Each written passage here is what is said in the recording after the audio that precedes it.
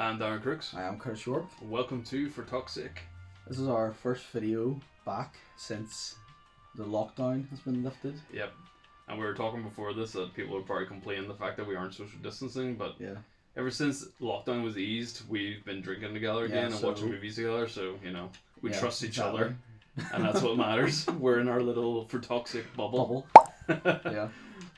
But our first video is back. Seeing the new trailer for the new Batman movie was dropped at, what was it? DC Fan?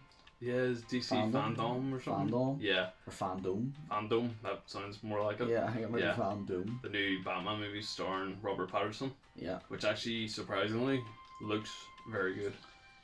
Even though he looks like a little emo kid. Well, I'm not too sure about the Bruce Wayne bit. Yeah. The Batman, he looks really good, but that's all the suit. Yeah. But I'm not too sure about the Bruce part. Anyway, so it's inspired us to. Well, I didn't want to go the whole way. I'm not a massive DC fan, so I wouldn't be hardcore. I like Batman movies, but I don't think I could go as far as the 60s. Yeah, I do have the 60s movie, but I didn't think I would put Curtis through it because it is just ridiculous. That's one movie, whenever we're done all this, if we're like at the end of the night we've had a good couple of drinks, stick it on, because that's the only way you can watch that first movie, in my opinion. It's so silly. So we're going to start from 1989. Yeah, Michael Keaton, directed by Tim Burton in Batman. Darren's favourite Bruce. He's my favourite Bruce Wayne and Batman because I do look at them as two separate characters.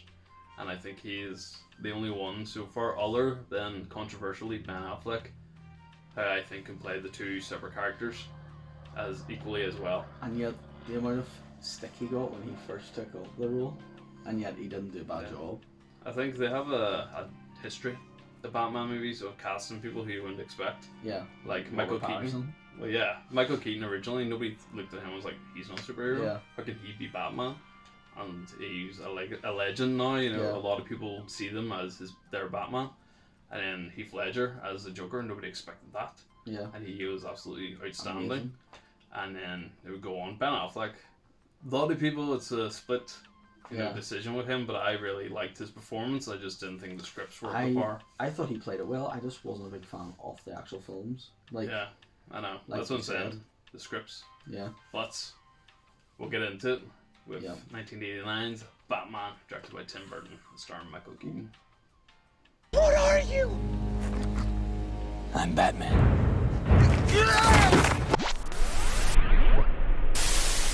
So we just watched the 1989 Batman. It's the first time for Curtis. Yep. Yeah. So. I enjoyed it, but it's a bit dated. Like you can just tell. A bit. Yeah. But then I think it seemed more dated than I've seen more modern 80s films than that. Like it seemed, but then you were saying they were going for that sort of look in the film, like it's got a kind of very gothic sort of style to it. But then I find out all DC films, they're very there's no bright colours in it really. Yeah, well, it's all very Zack Snyder has a lot very to do with that, especially nowadays. Yeah. Yeah. But well, to be honest, in the next movie as well, they don't actually get any brighter. It's all very black and white. None of them really do. Yeah. Well, the Joel Schumacher ones are quite bright. They're the ones with Mr. Freeze and Poison Ivy and all in it, Two-Face and the Riddler. See, but it did drag a bit. I thought that movie. It is. That's the one thing I always felt that about the first Batman movie is it's longer than it needs to be. And fair enough, they're trying to get to show you both sides of the character. Mm-hmm. Like they spend a lot of time with him as Bruce Wayne, as well as Batman. But honestly, sometimes the Bruce Wayne stuff's more interesting than the Batman stuff. Yeah, building that character I up. felt like they didn't show enough of Bruce Wayne. Yeah. I thought really. Yeah, I didn't. They showed quite a lot of him. I thought. I don't know. Yeah, I think it's as well though. Like the bits of Batman, they're so. Michael Keaton's not a fighter. No. So they're very still, and because he can't move his neck in that suit, he's all. What I didn't like about it though was do you think the scene on the platform where he looks like that, and then he throws a smoke down, but then it shows you him going like that, But like in modern ones, like he throws the smoke down and then he's gone. You don't see him. Yeah, like I don't think they should have added that bit in because you kind of knew what he done. I know. But it made it like really slow, and then the police were like, Aye. and like you're just like, it was so slow. It was kind of like the police would have seen him.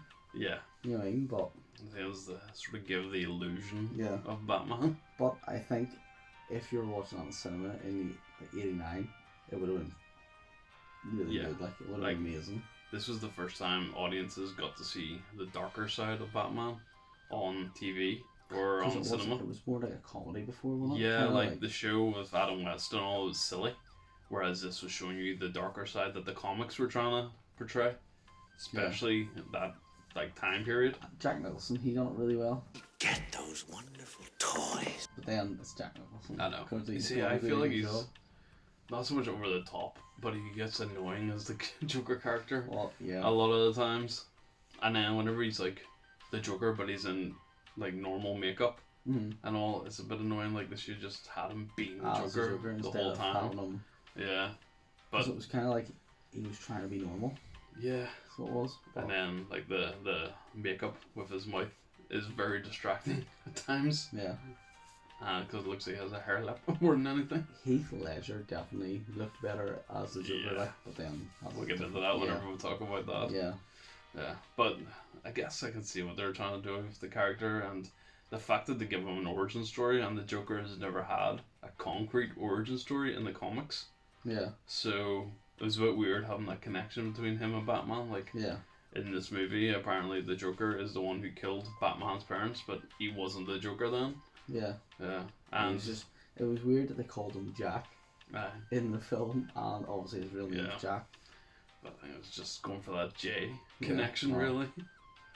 But the one thing that really annoys me about this film is the Prince soundtrack, the music.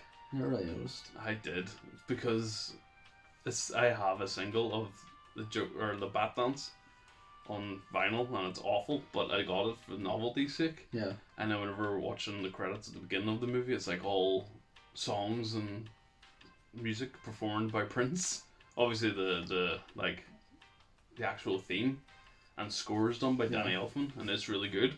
But the songs are bloody awful. that was the weird thing as well. It was like, it was very like, you know, like, remember like back in the '40s and '50s where they had the credits at the start. They kind of done that in this, Yeah, which I hated when movies done that because it was kind of like you just you're want to waiting get into the yeah. movie. Yeah. And it adds time to how long it is and all, but then that was what they were going for. Like, I think it was like a thing in cinema at the time. You had to do that. address everybody who was in the movie Yeah. before actually showing the film. But, Can't remember the whole ins and outs of it, like, but I think that was a thing. yeah, Yeah, but no, it's a good movie. Like you can tell, it's dated. It's probably one of the better Batmobiles because it doesn't just look like a modified tank. will I watch it again? Probably. Yeah. Why See, would I you? do go back and watch this one, but not Yeah. as often as I'll watch Yeah, the no, sequel. you can watch it all No. the time. It does drag a bit. Yeah, like there was a lot of times, especially for me, because I'd seen it a few times, where the phone's coming out, you know, and you're sort of like Yeah. just watching it through your phone, really. But no, it is a good movie, and that was my hands clapping. I was gonna say, It's not coronavirus, don't worry. So, what would you rate this one though? 7 out of 10. 7 out of 10? Yeah. You know what? I think I would probably give it the same thing. Yeah, 7 out of Honestly, 10. yeah, 7 out of 10. So, next up, we'll be reviewing Batman Returns, which came out in 1992, the year we were born. And it is my personal favourite Batman film. Oh, So, I haven't seen it in a good few years now, so we'll see if it still holds up. yeah. Yeah. See if it gets better than 7. But yeah, thanks for watching, and stick Thanks. around for the next one. Yep. Like, share, comment, all that stuff. And hit the subscribe button, I guess. Yeah. Yeah, you know how YouTube works, you don't need us to tell you. See you next time. See ya. Bye.